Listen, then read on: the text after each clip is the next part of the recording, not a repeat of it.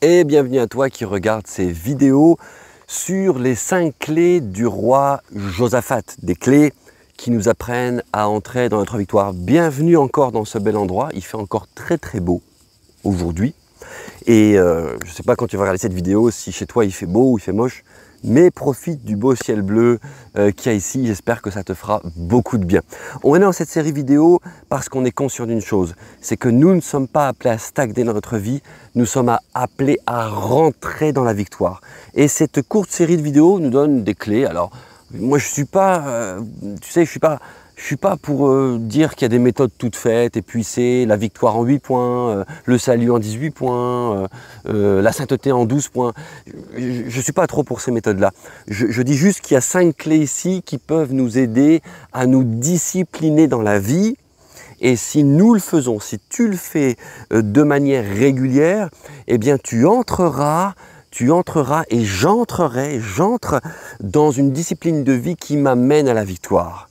On a vu dans les 2 premières vidéos, parce qu'il s'agit du roi Josaphat, qui est devant une problématique, il y a une armée qui se lève contre lui, et puis il met en place une attitude, tout du moins il a une attitude, pardon. On a vu dans les 2 premières vidéos les 2 premières clés. La première clé est le fait que, alors qu'il apprend que l'ennemi se dresse devant lui, il arrête tout. Et il se met à jeûner. Donc si tu vois cette vidéo là maintenant, la numéro 3, mais que tu n'as pas vu les 2 premières, je t'invite à arrêter cette vidéo et à regarder la première. Aussi, j'ai pas fait, c'est vrai, ce petit rappel. Si tu veux aider cette chaîne, si tu penses que cette vidéo te fait du bien, elle fera du bien aux autres, eh bien mets un like, c'est vraiment super, merci.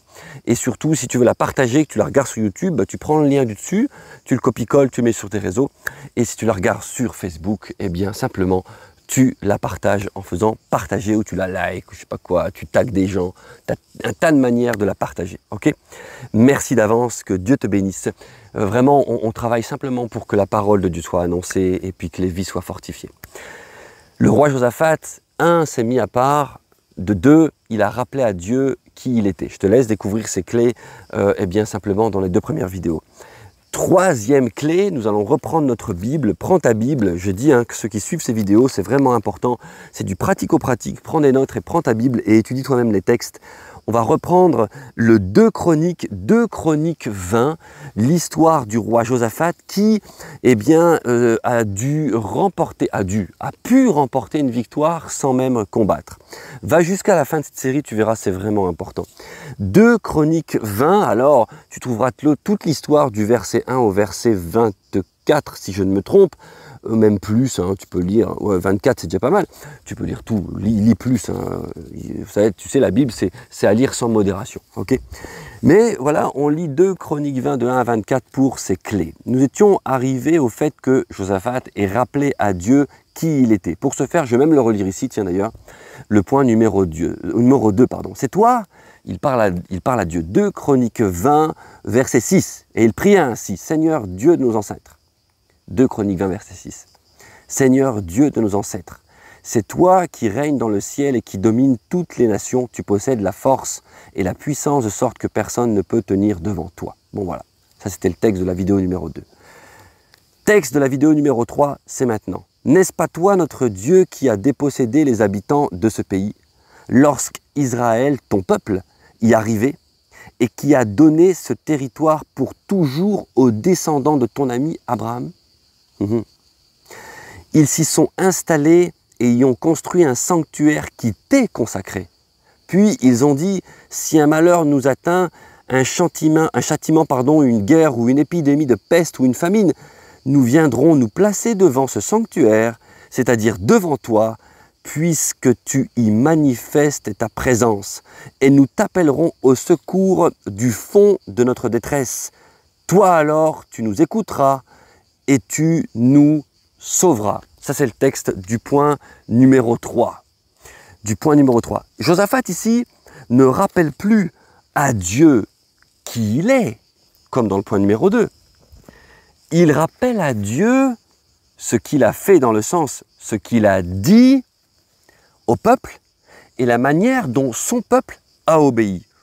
En gros, Josaphat est en train de dire à Dieu, écoute, tu vois les ennemis qui arrivent là, ils veulent nous combattre et reprendre cette terre. Mais je te rappelle, Dieu, que si nous sommes ici, c'est parce que tu as parlé, tu as donné des commandements et que nous avons obéi à ces commandements. Si nous sommes ici, c'est parce que tu nous as placés ici, c'est toi qui les as chassés, ces ennemis, c'est toi qui nous as donné cette terre, hein, il s'agissait d'une terre physique à l'époque, et donc du coup, si on est ici, là maintenant, et qu'on se retrouve avec ces ennemis, eh bien c'est parce qu'on a obéi à tes commandements.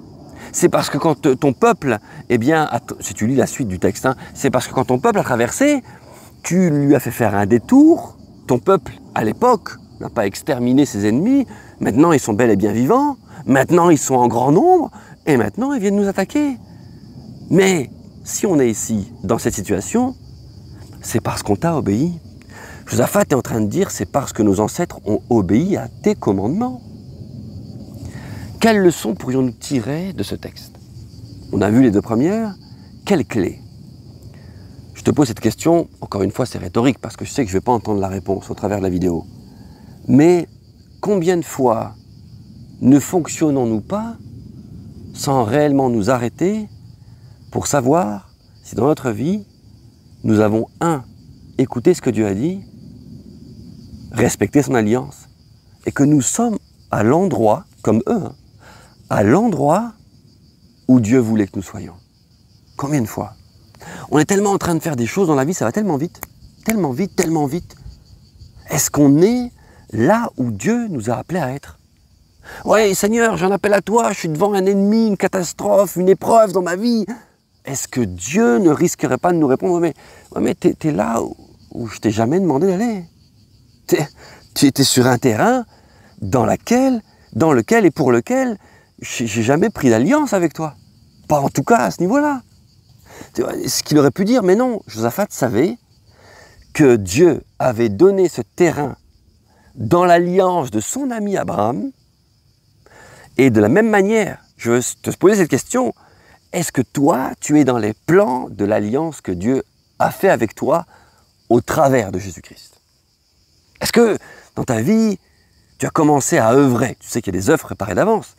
Peut-être es-tu appelé, je ne sais pas, soit un ministère, soit étudier un pan précisément de la parole de Dieu, soit tu as exercé un don, il y a des tas de dons d'encouragement, soit tu as exercé un art, tu vois, l'artistique, pour propager la parole de Dieu, soit prier, soit communiquer la foi, encourager comme je l'ai dit, il y a des tas de choses. Est-ce que ta vie est en train de produire, de marcher dans un domaine précis dans lequel Dieu t'a poussé? Ou est-ce que c'est sur un terrain dans lequel tu te fatigues? Ah, tu t'es convaincu que c'était un terrain dans lequel Dieu t'avait appelé à fonctionner parce que tu apprécies tellement ce terrain. Mais est-ce que c'est vraiment Dieu qui t'y a appelé? Est-ce que c'est vraiment Dieu? Et là, tu te fatigues. Et là, tu as des ennemis. Psaume 133, verset 23. Et c'est une leçon que je voudrais qu'on apprenne et qu'on mette en pratique. Ce sont des vidéos très pratico-pratiques. Psaume 139, pardon, verset 23. 139, j'ai dit 133. Psaume 139, verset 23. Le psalmiste demande quelque chose à Dieu, demande que Dieu fasse quelque chose. Il dit, « Sonde-moi, ô Dieu, et connais mon cœur. Éprouve-moi et connais mes pensées.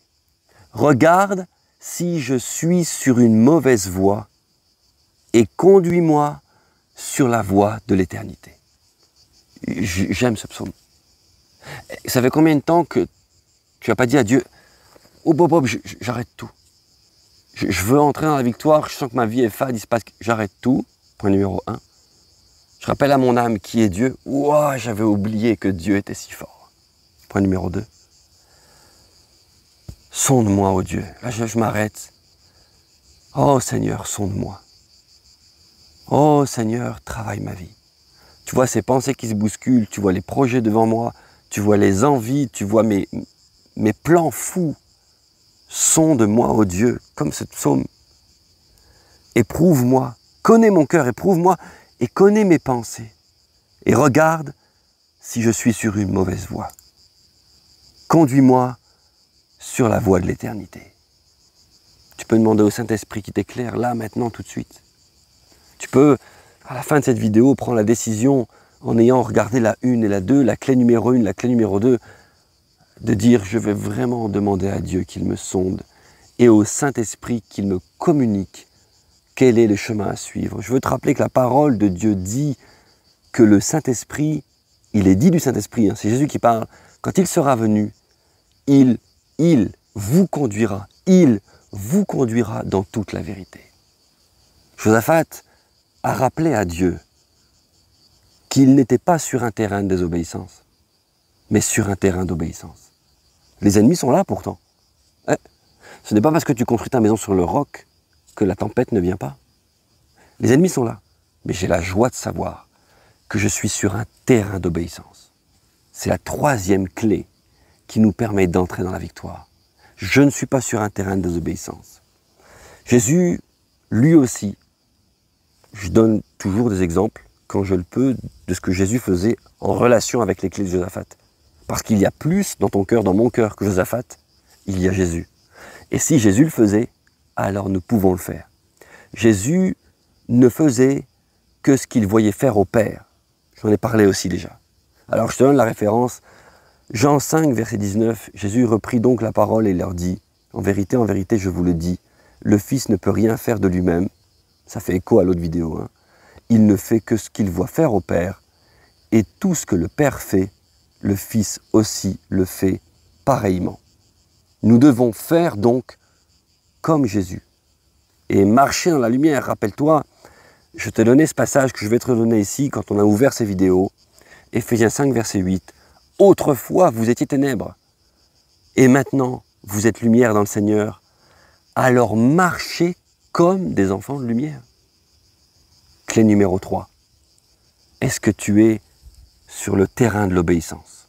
Je t'invite à prier ce psaume. Je te redonne la référence, psaume 139, verset 23. Et je t'invite dans cette vidéo même à aller plus loin et à te repentir si tu en as besoin. Et à même avoir le courage d'arrêter si tu es sur une voie, sur un terrain qui n'est pas ce que Dieu t'a demandé de faire. Demande-lui la paix.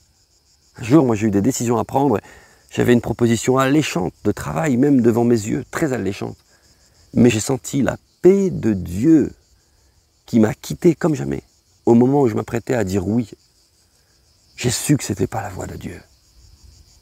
Ça paraît tellement beau, ça paraissait tellement beau, tellement alléchant, mais ce n'était pas ce que Dieu voulait pour ma vie.